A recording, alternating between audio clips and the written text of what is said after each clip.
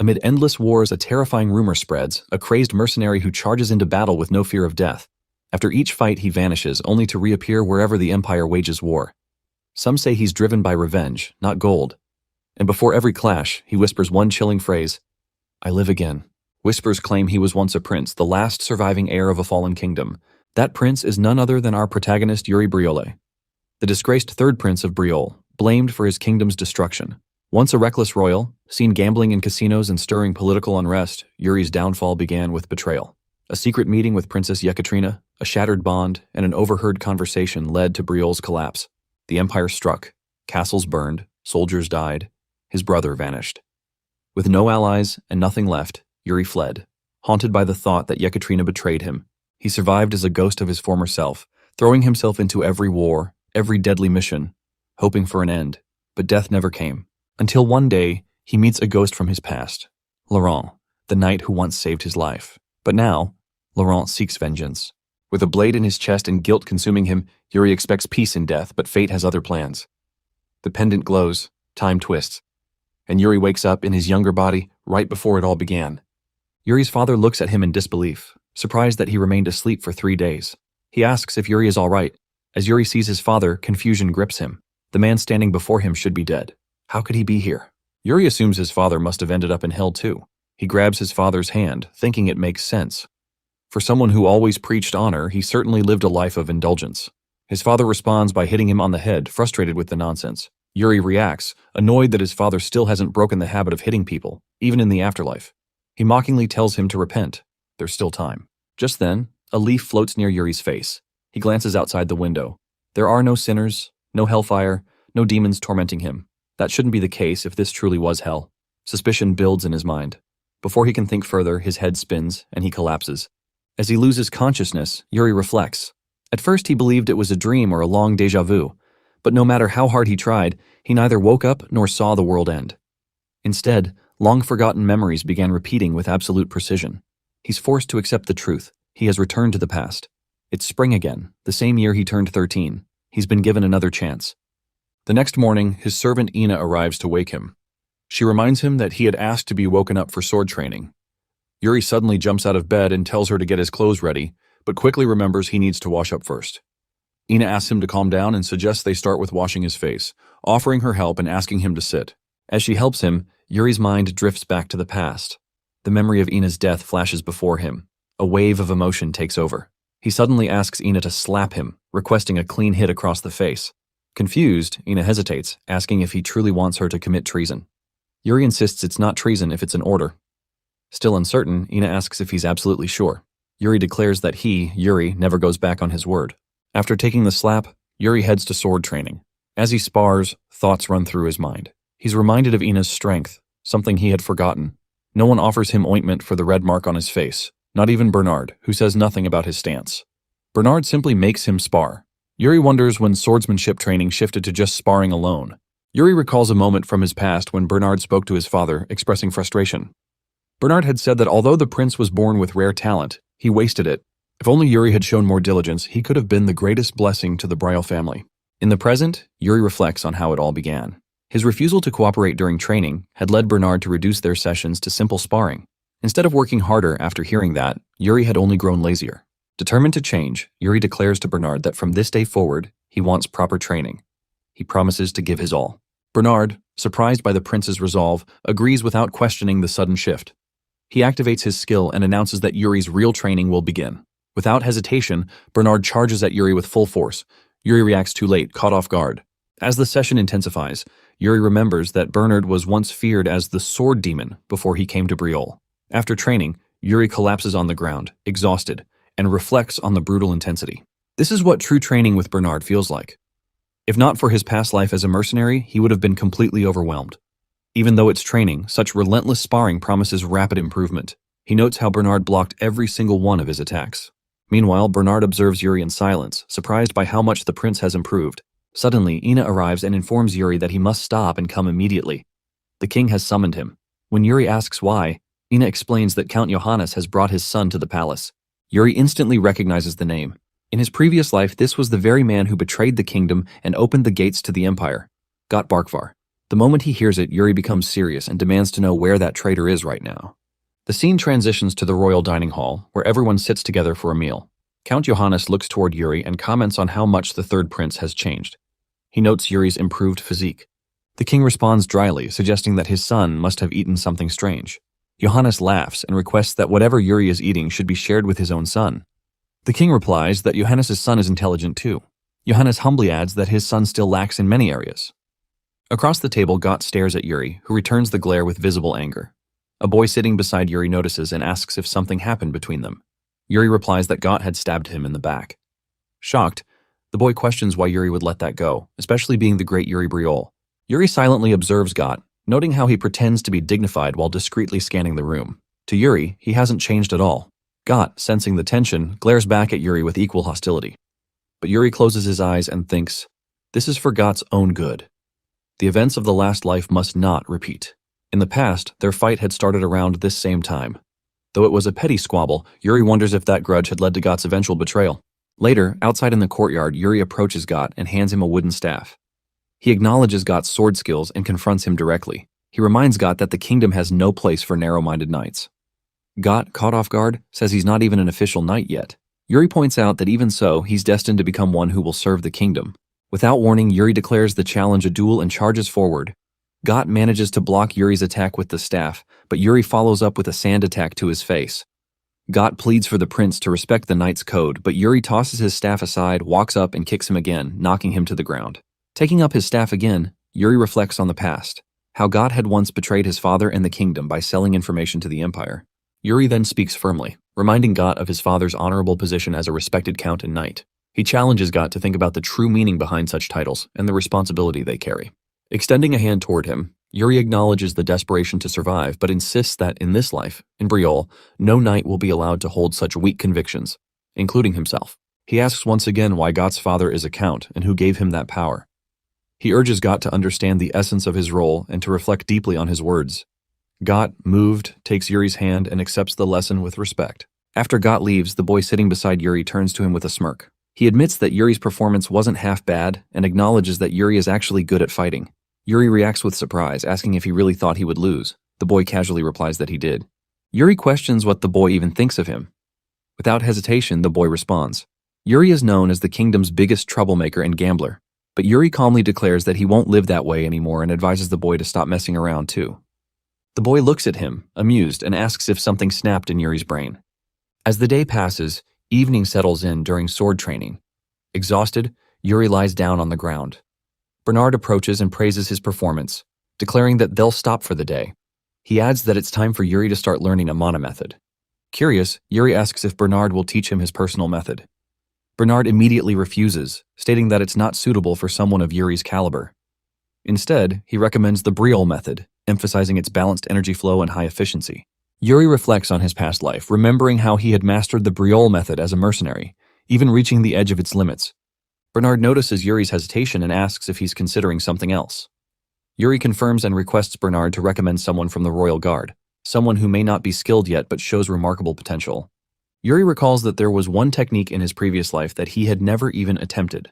Bernard considers the request and says that if it's purely about potential, then Jared stands out the most. Yuri reacts with mild surprise at the name. Bernard reaffirms Jared's potential.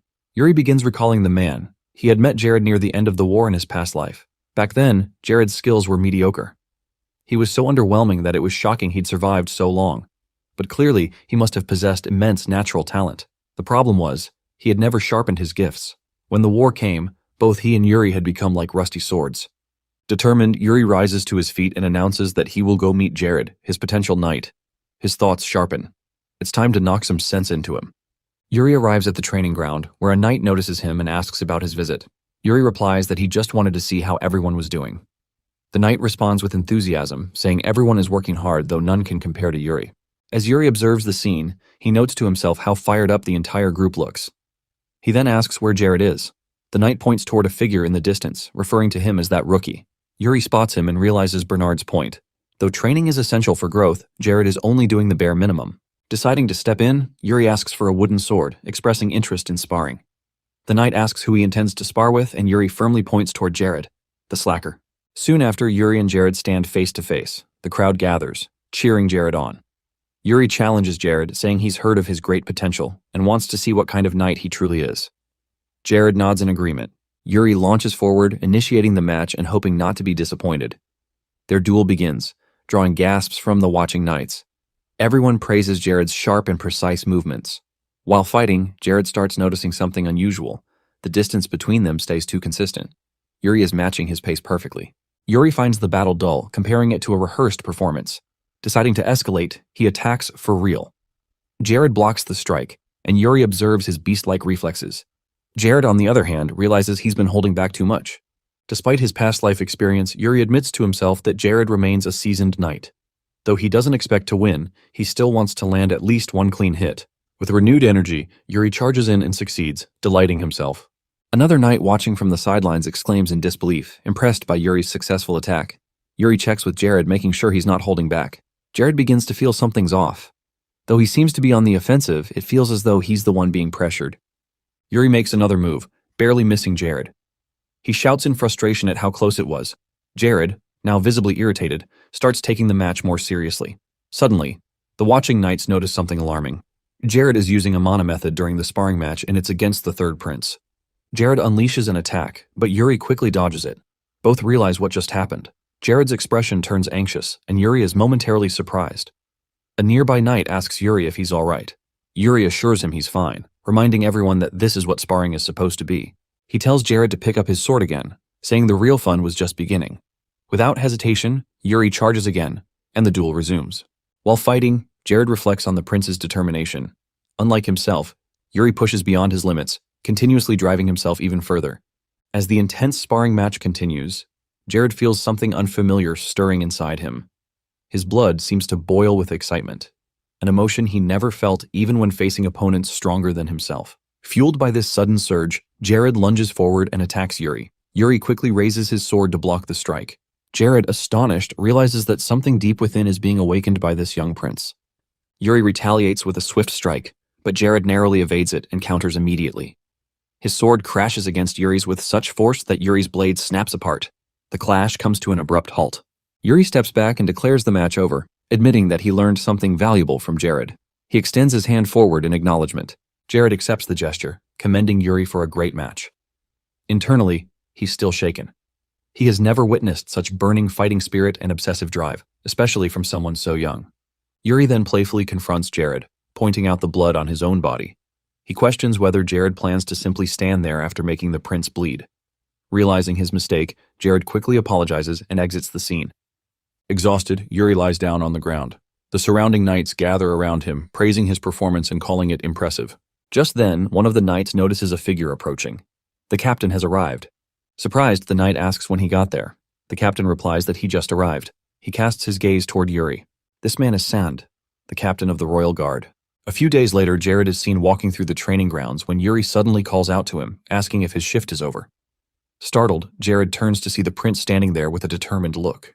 Yuri tells him to come along, insisting there's a place they need to go that day. Jared tries to protest, saying he needs to train, but Yuri reminds him that his renewed drive for growth is all thanks to him, and that it's only fair he repays the favor. Jared nods and agrees to follow. As they walk together, Yuri quietly observes Jared's physical state. He notes that Jared has gained some strength, though it still isn't enough. But for now, it's a decent starting point.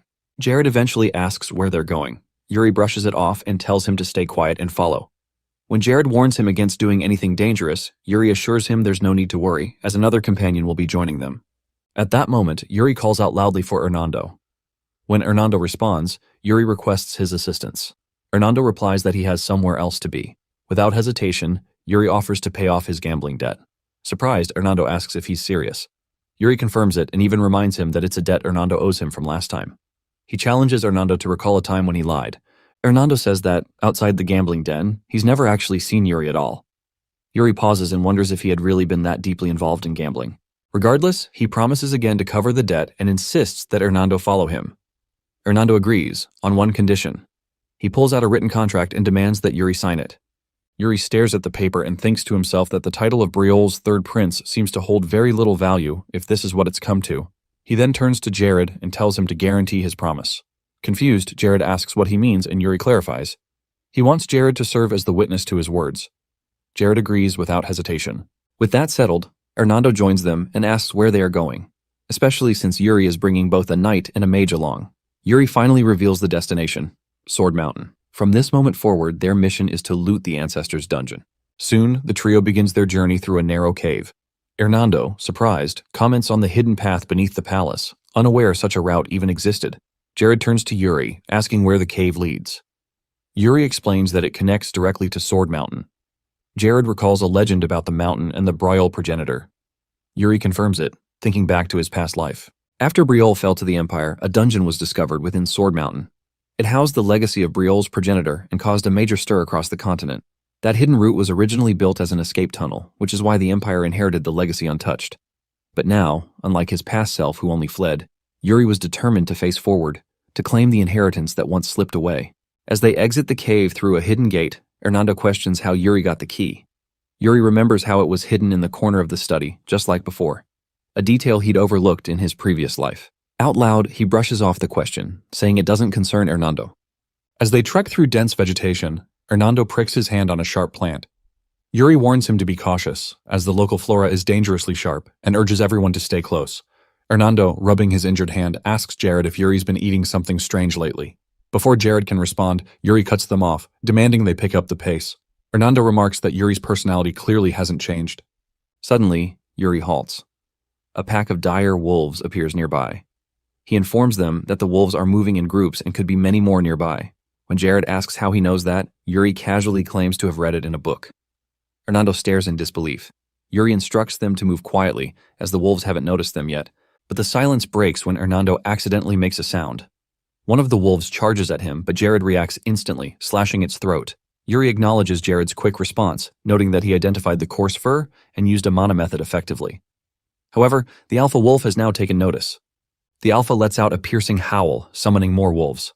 Jared warns them to stay behind him. Two wolves leap at him at once, but he dispatches them with swift sword strikes. Hernando watches in awe, impressed by Jared's combat skills and recognizing him as a true royal guard of Briol. Yuri agrees, but reminds them that Jared still has a long way to go. As more wolves approach, Yuri tells Hernando that the king has full faith in his abilities. It's time he proved the king right. Fired up, Hernando conjures multiple fireballs and announces his intention to fight at full strength. Jared is confused by his sudden shift, but Hernando launches his fire magic anyway. Jared leaps aside at the last moment and a massive explosion engulfs the enemy. By evening, the three finally reach their destination. Jared, panting, remarks on the unexpected monsters beyond the dire wolves, but says they've finally arrived at the peak of Sword Mountain. Still, he questions if this truly is the right location, since there's no sign of any relic. Yuri assures him it is. Scanning the ground, Yuri spots something. He points to it and says they need to pull it out. Jared turns to Hernando for help, but Hernando hesitates, saying mages consider wounded hands a disgrace. Ignoring the comment, Yuri grabs the object and pulls it from the ground. A sword. Hernando is astonished. The sword doesn't even look buried, it appears brand new. As Yuri examines it, his eyes fall on the word etched into the blade. Guilty. Jared wonders aloud if this is the relic of their kingdom's founder. Yuri simply responds that he's not sure. Suddenly, the ground beneath them begins to tremble. Yuri senses something is about to happen. Before they can react, the earth gives way and all three fall into the darkness below. The three of them crash onto the ground below. Jared, using his mana method, cushions Yuri's fall just in time. Observing this, Yuri takes note of his quick thinking, mildly impressed by his reflexes and mana control. Hernando floats down and lands softly beside them, remarking that the pit is much deeper than he expected. Yuri, however, glares at him and questions if he prioritized his own safety over Yuri's. Hernando shrugs it off, explaining that they were in an urgent situation and had to act fast. Before the conversation can continue, Hernando suddenly reacts to a strange noise. Alarmed, he urgently points toward the source. Yuri assumes he's trying to change the topic, but Hernando insists it's something serious. He says it's a ghost. Turning back, Yuri narrows his eyes toward the shadows.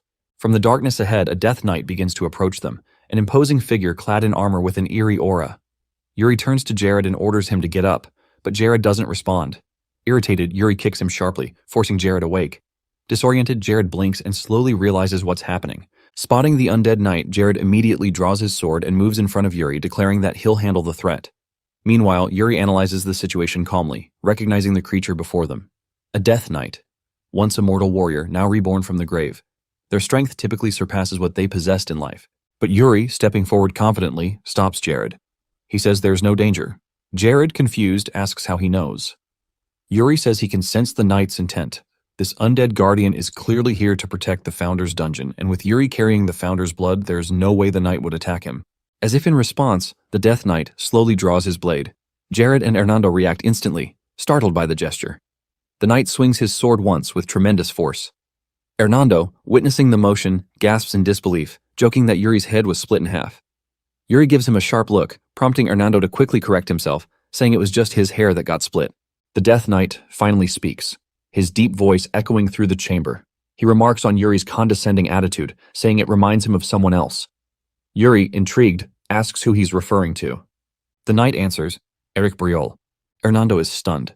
He explains aloud that anyone from Briol would instantly recognize the name. Eric Briol, the peerless swordsman who conquered the continent with a single sword. The founder of Briol, the land's first king, and now, standing before them, is the legendary Eric himself, reborn as a Death Knight guarding the ancestral dungeon. Yuri stands before the Death Knight and asks if he's the first to arrive in this hidden place. The knight confirms it, explaining that unless one is a descendant of Briol, drawing the Founder's sword would be impossible. That alone proves Yuri's bloodline. Realizing the truth, Yuri acknowledges that the weapon he now holds truly is the peerless treasured sword once wielded by the Founder himself. The knight affirms this, saying it was indeed the very blade he once used. Seeing Yuri's conflicted expression, he questions his reaction. Yuri simply replies that he feels sorry for laying hands on something that belonged to a legend.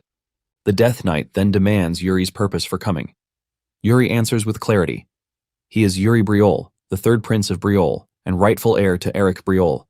He has come to claim the Founder's legacy. Hearing this declaration, the Death Knight turns away, acknowledging that the time has finally come for him to fulfill his ancient duty. He agrees to grant Yuri what he seeks. Without hesitation, Yuri follows him. Jared, still processing the surreal events around him, is overwhelmed by disbelief. They are walking through the dungeon of Briol's founder, speaking with a Death Knight, far removed from anything he ever imagined the life of a royal guard could entail. Yuri, noticing Jared lag behind, calls out to him. Jared snaps out of his thoughts. Yuri asks if he's coming or not. Jared, now fully aware of the absurdity around him, silently joins them. The group approaches a massive glowing crystal. The Death Knight kneels before it, and the crystal immediately begins to radiate an intense light. He murmurs a hope that all of them prove worthy. Suddenly, Yuri finds himself transported to a mysterious space. Looking around, he tries to make sense of his surroundings, asking aloud where he is. From the distance, he sees a figure approaching and wonders if it could be the Founder himself, but quickly realizes this being is not human.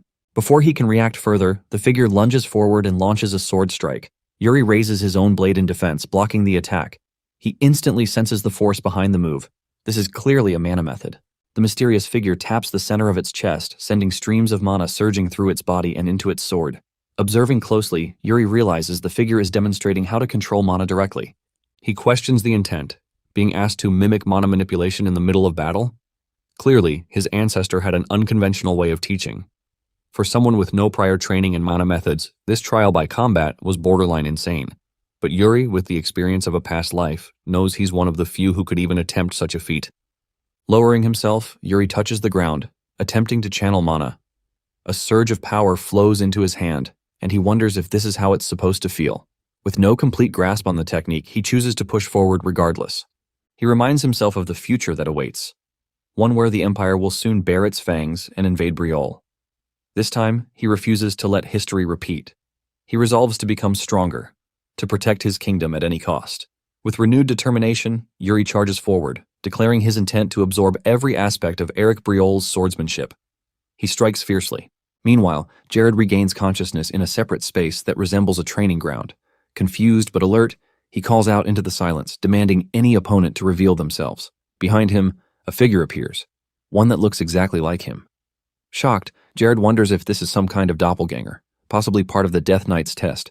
He questions the entity's name, to which it responds with a warning. The doppelganger tells Jared not to defy fate, claiming that his role as a royal guard was only to live comfortably. The fake Jared advises him to stay away from the third prince, warning that resisting destiny will only bring suffering. Reflecting on these words, Jared admits that the old version of himself might have agreed, but things have changed. Recalling Yuri's resolve, Jared challenges the doppelganger's authenticity. He asserts that once a sword is swung, it cannot be taken back. Regret only clouds judgment. His stance is firm. The duplicate mocks Jared's mindset and rushes in to attack. Jared blocks with ease, analyzing the dull, defensive nature of the assault. He realizes this opponent embodies the fear-driven version of himself from the past, focused solely on survival, unwilling to take risks. Declaring that such a version of himself is far too boring, Jared counters with a clean strike. A strange, dark substance begins to seep from the gash on the fake's body, revealing its true monstrous form. Its massive frame now fully exposed, Jared readies himself once again. He briefly wonders about Yuri's condition and silently hopes the prince is holding strong. Jared grips his sword tighter, determined to overcome his opponent. Back in Yuri's battle, the scene has turned grim. Exhausted and battered from the ongoing fight, Yuri struggles to remain on his feet. The figure slowly approaches, sword raised, ready to deliver a final strike. Just as the figure's sword was about to strike, Yuri gripped his own weapon and unleashed a powerful attack with full force. The clash created a loud explosion, pushing the figure back slightly. Yuri paused to reflect. He wondered how much time had passed. It had become dangerous for a moment, but the constant sparring had paid off. He had finally grasped how to utilize the mana method and refine his swordsmanship. Then the figure began to fade, and Yuri realized the trial had ended. With gratitude, he thanked the apparition silently. Opening his eyes, Yuri found himself back in the real world. Jared and Hernando were standing nearby, watching over him. The Death Knight spoke, observing that Yuri must have had quite the dream. Curious, Yuri asked what that vision had been. The Death Knight explained that it was all part of Eric's plan, a vision left behind for a true heir of Briol. In Yuri's past life, Sword Mountain had been completely destroyed by the Empire.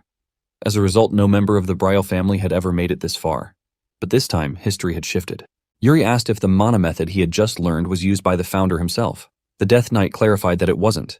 This technique was the last legacy Eric had crafted, formed through the enlightenment he achieved while roaming the East in his final years. Yuri was the first to inherit it. He questioned why such a powerful legacy had not been passed down directly through the royal line. The Death Knight explained that the dungeon would only open when the time was right. Its activation now meant that the moment to wield this power had arrived. Yuri asked when that time would come.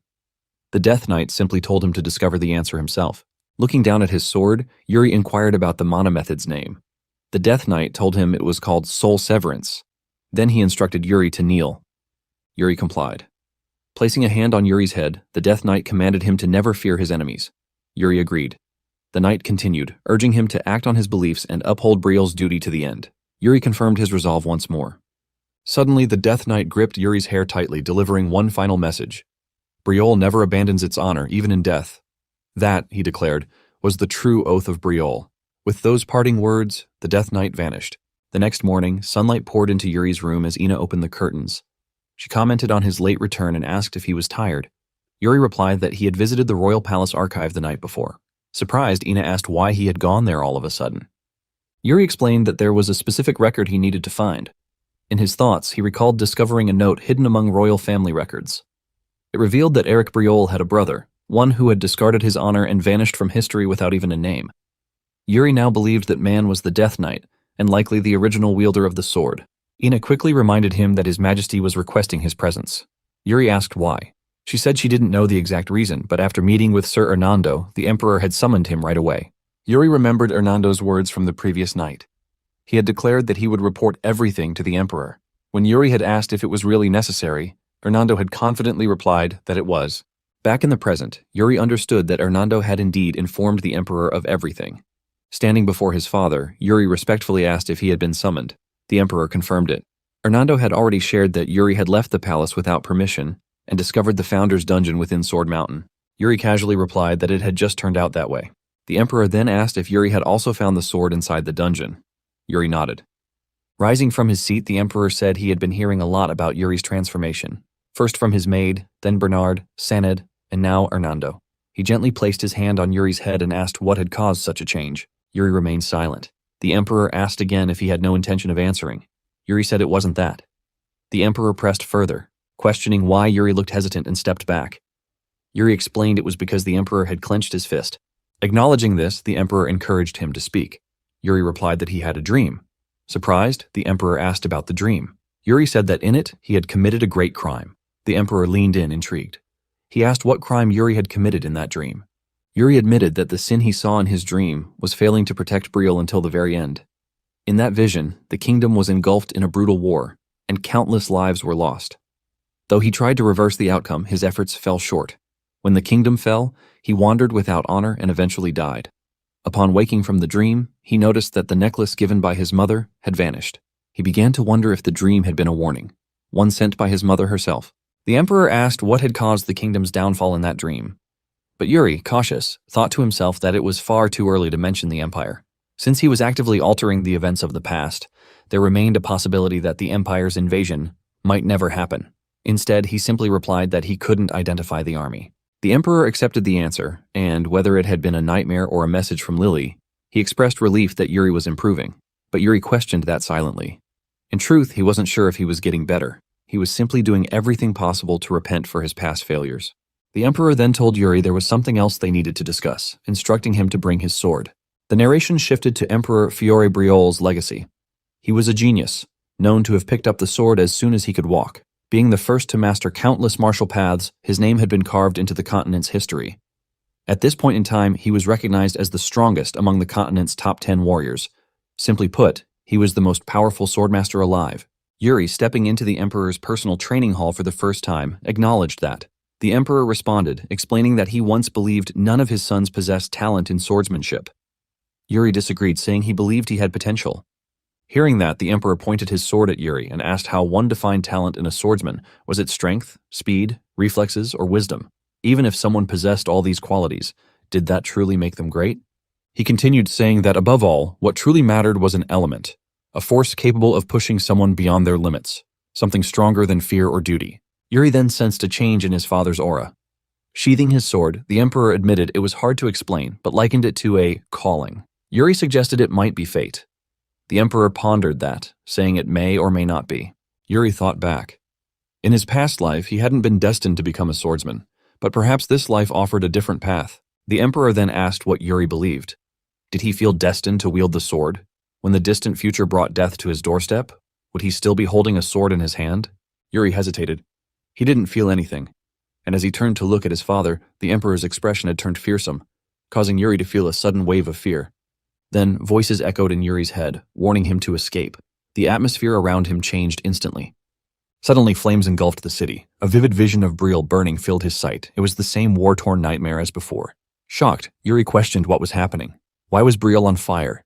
Enemy soldiers appeared in the chaos. Upon spotting Yuri, they shouted that the third prince, the final surviving royal, was still alive. As he looked around, confusion and fear surged through him. Yuri realized something horrifying. He was back again, reliving the moment when Briol had been under siege.